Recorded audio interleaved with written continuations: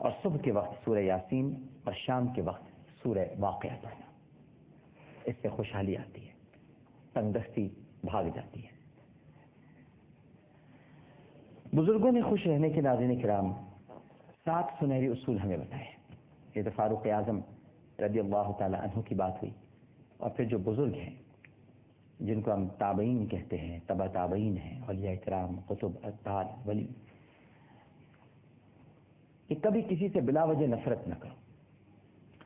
مصیبت میں پریشان نہ ہو، ہمیشہ سادہ زندگی گزارو، توقعات مت رکھو، کیونکہ جب یہ پوری نہیں ہوتی تو دکھ ہوتا ہے۔ لینے کے بجائے زیادہ دینے پر یقین رکھو، ہمیشہ مسکراتے رہو اور اچھے دوست بناؤ۔ ابھی میں اس وقت جو پروگرام کر رہا ہوں تو مجھے بتایا گیا ہے کہ کراچی میں بڑی تیز ہوائیں چل رہی ہیں۔ اللہ سبحانہ و تعالیٰ سے ہمیں ڈرنا چاہیے۔ یہ تیز ہوائیں، یہ آندھیاں، یہ اس کے سگنلز ہیں، یہ موصول ہو رہے ہیں ہمیں کہ اللہ ہم سے ناراض ہے۔ جس شہر میں ہر وقت ہم لاشیں گرائیں، جہاں پر ہر وقت خون کی ندیاں بہیں، وہاں جب تیز ہوائیں چلنا شروع ہوتی ہیں اور آندھیاں آتی ہیں تو دل گھبرا جانا چاہیے۔ بزرگ فرماتے ہیں کہ سورہ تکویر کی تلاوت کرنی چاہیے، سورہ شمس پڑھنی چاہیے فوری طور پر۔ نبی کریم صلی اللہ علیہ وآلہ وسلم کا تو معمول تھا ناظرین کرام کہ ایسا کبھی کوئی واقعہ پیش آتا تھا یا آسمان پر آپ بادل دیکھتے تھے تو آپ گھبرا جاتے تھے۔ جب بجلی چمکتی تھی تو سرکار دو عالم صلی اللہ علیہ وآلہ وسلم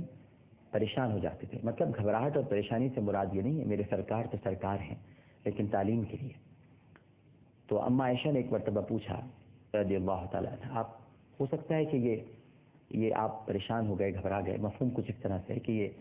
اللہ سبحانہ و تعالیٰ کی رحمت برسے، تو آپ نے ارشاد فرمایا میں یہ کیوں نہ سمجھوں کہ یہ قوم ہود پر جو عذاب نازل ہوا تھا اور جو ابر آیا تھا کہیں یہ وہ نہ ہو۔ یعنی تعلیم یہ دی، بھائی ظاہر ہے کہ نبی کی موجودگی میں تو عذاب کا سوال ہی پیدا نہیں ہوتا، اور وہ بھی سرکار دو عالم، لیکن تعلیم یہ دی جا رہی ہے کہ آپ کسی بھی چیز کو چھوٹا مت خیال کریں۔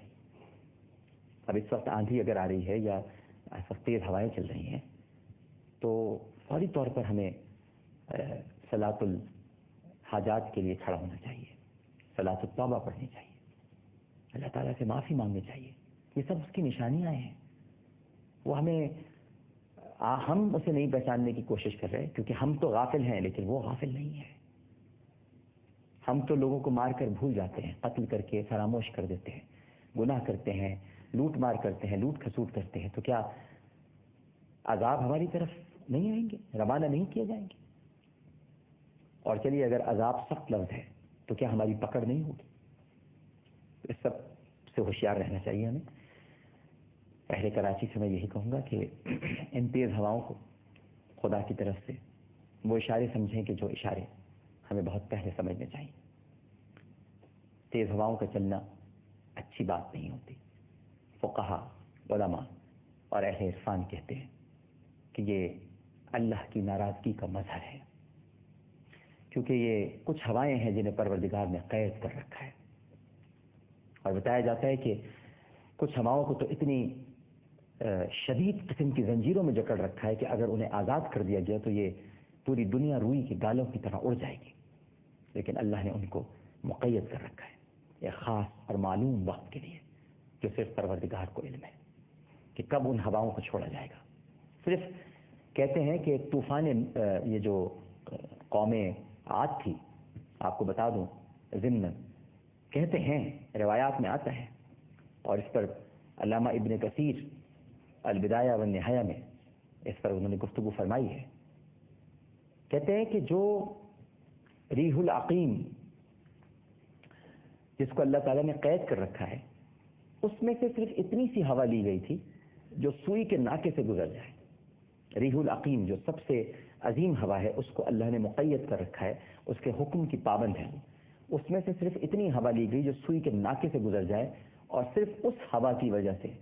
قوم عاد تباہ ہو گئی تھی۔ اور قوم عاد کی اگر آپ کو جسامت پتہ چل جائے تو آپ اپنے ہوش کھو بیٹھے، یعنی سمجھ لیجئے کہ 12 سے 17 آدمی اگر کھڑے ہو جائیں تو ایک آدمی ان کا ہے قد کے اعتبار سے، اور پھر ان کی طاقت اور جس طرح وہ سنگ تراشیاں کرتے تھے اور جو بڑی بڑی عمارتیں بناتے تھے، آپ سوچ نہیں سکتے کہ وہ کیسے تعمیرات میں، یہ فن تعمیر میں ماہر ترین قوم تھی اور انتہائی تن و من تھے، حسین تھے، طاقتور تھے، گرانڈیل تھے، لیکن سوئی کے ناکے سے جو ہوا نکلی ہے اس نے انہیں تباہ کر دیا، ریح العقیم۔ اور پھر جب یہ تیز ہوائیں چلتی ہیں تو ساتھ ساتھ تیز بارشیں شروع ہو جاتی ہیں۔ ان تیز بارشوں کو بھی جب ہوا آندھی کے ساتھ اور تیز ہوا کے ساتھ بارش ہو تو علماء فرماتے ہیں کہ اسے نیک فعل نہیں سمجھنا چاہیے، یہ اللہ تعالیٰ کی رحمت نہیں ہوتی بلکہ خدا کی ناراضگی کا ایک عکس ہوتا ہے کہ جو وہ آپ کو دکھانا چاہتے ہیں کہ میں اپنے بندوں سے اس وقت خوش نہیں ہوں، اور بندوں کو چاہیے کہ وہ اللہ کو راضی کریں، اسے منائیں۔